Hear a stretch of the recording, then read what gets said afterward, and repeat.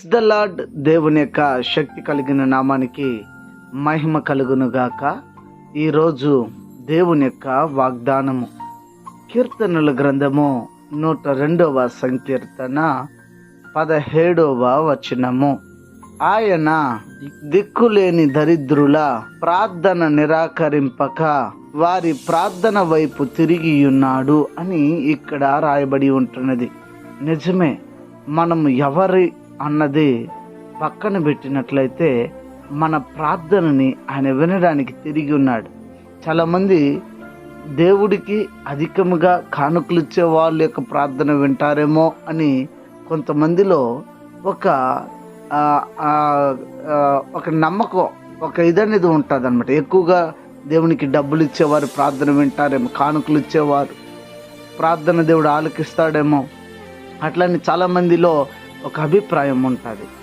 మరి మనము పేదవారము, మరి మనం తక్కువగా కానుకలు ఇస్తున్నాం కాబట్టి మన ప్రార్థన ఆలకించడమని కొంతమందిలో ఒక అభిప్రాయం ఉండొచ్చు. అయితే ఈ ఉదయకాల సమయం ముందు దేవుడు మనతో మాట్లాడుతున్నాడు. దిక్కులేని వారి ప్రార్థన వైపు ఆయన మరి ప్రార్థన వినడానికి ఆయన తిరిగి ఉన్నాడని ఇక్కడ మనం చూస్తున్నాం.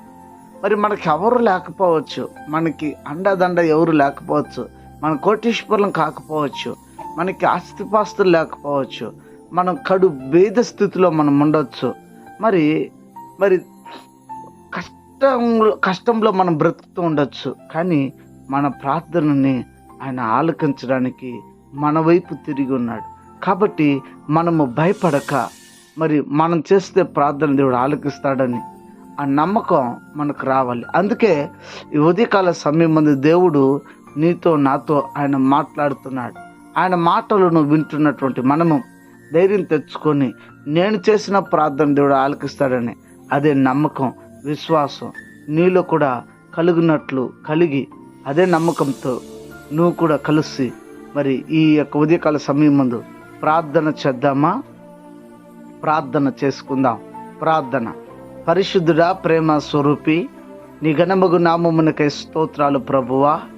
ఈ ఉదయకాల సమయం మందు మీరు మాతో మాట్లాడిన రీతికై వందనాలు. ఈ యొక్క ప్రభు ఉదయకాల సమయం మందు ఈ వాక్యాన్ని బట్టి ప్రభువా మేము ప్రభువా నడుచుకున్నట్లు ధైర్యం పొంది ఉండునట్లు సహాయం చేయండి.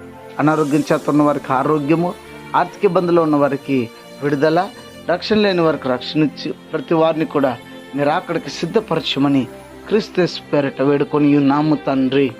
ఆమెన్. God bless you. దేవుడు మిమ్మల్ని దీవించి ఆశీర్వదించునుగాక. ఆమెన్.